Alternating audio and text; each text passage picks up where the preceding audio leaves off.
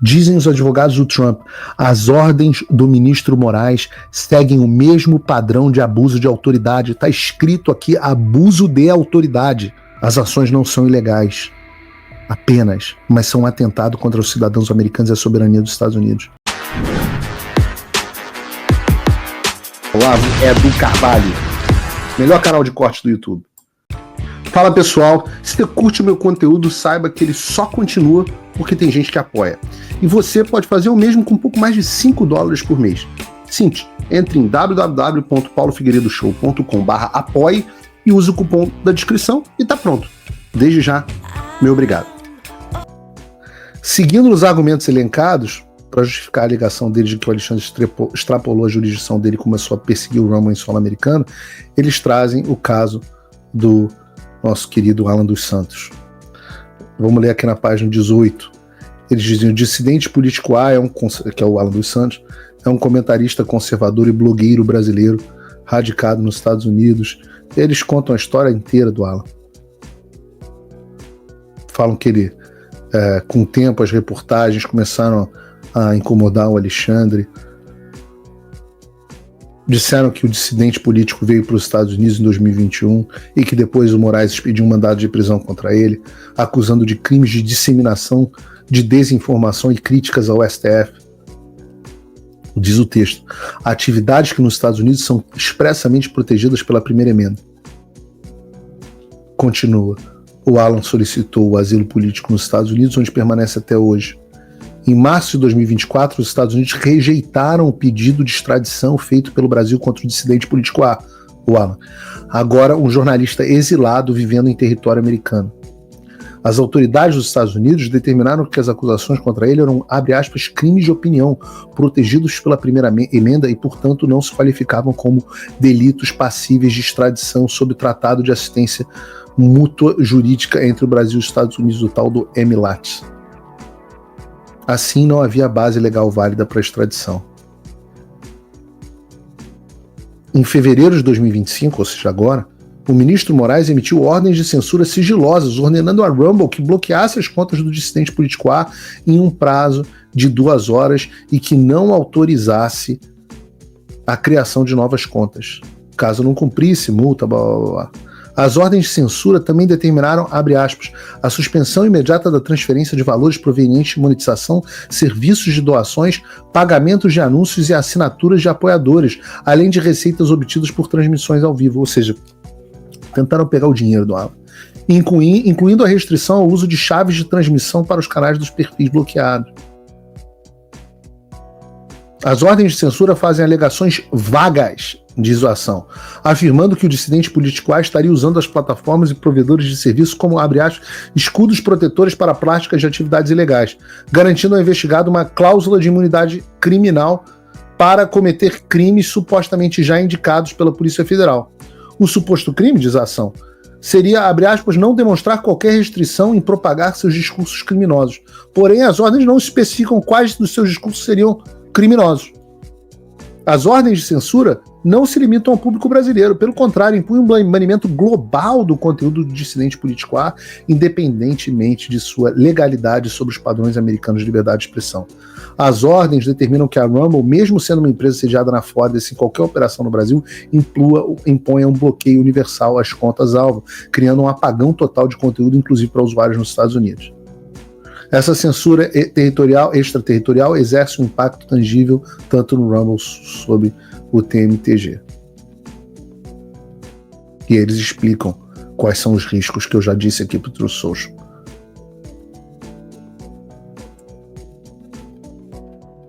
Eles continuam: essas ordens, emitidas por meio de procedimentos sigilosos no Brasil, expandem indevidamente o poder judicial brasileiro sobre atividades legais nos Estados Unidos, prejudicando a capacidade do Rumble e da Trump Media de fornecer conteúdo protegido pela primeira emenda em território americano. Caso empresas, essa parte é interessante, caso empresas como Google ou Apple acatem as exigências extraterritoriais do ministro Alexandre de Moraes, a repressão pode se intensificar, privando provedores de serviços americanos como Rumble e plataformas como Truth Social do direito à livre expressão. Isso resultaria no bloqueio ao acesso de milhões de usuários nos Estados Unidos a debates políticos essenciais, minando diretamente a liberdade de expressão protegida pela Constituição americana. E tudo isso é para ficar absolutamente evidente que o Alexandre se utilizou de técnicas de mafioso. É uma briga muito grande.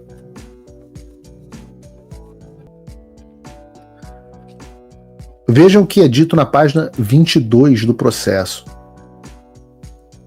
As ações ultravires do ministro Moraes para evitar o tratado... Agora entra numa parte interessante, que é a parte do que o Alexandre viola dos tratados internacionais. As ações ultravires do ministro Alexandre de Moraes para evitar o Tratado de Assistência Mútua Jurídica, a Convenção de Haia sobre a citação e o processo tradicional de cartas julgatórias não foram acidentais ou involuntárias, mas sim deliberadas e calculadas. Ao intencionalmente contornar os 3 mecanismos legais,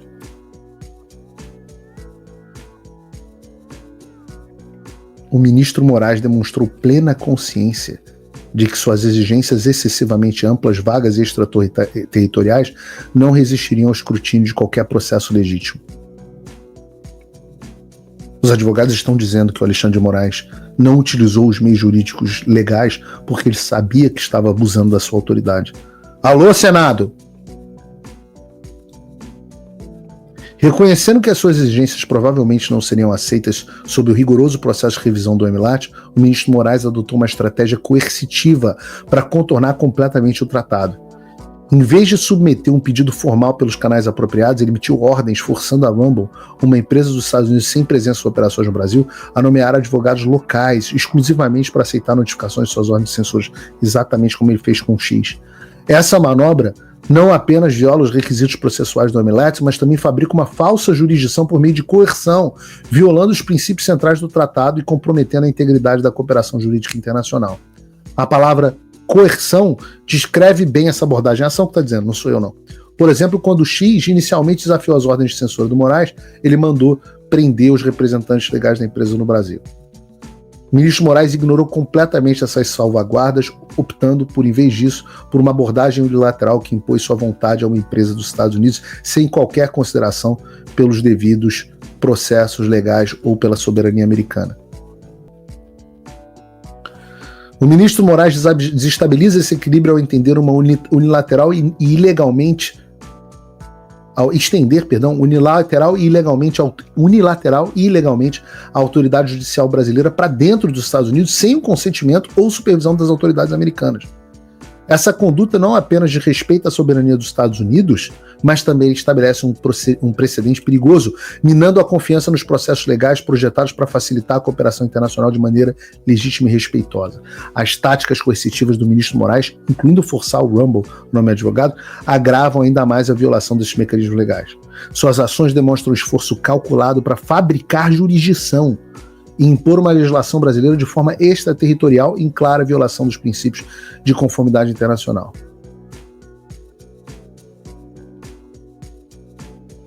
Eles terminam essa parte dizendo assim: a emissão das ordens de censura do ministro Alexandre de Moraes está muito além do escopo da autoridade legítima e legal dele como ministro do STF, dizem os autores.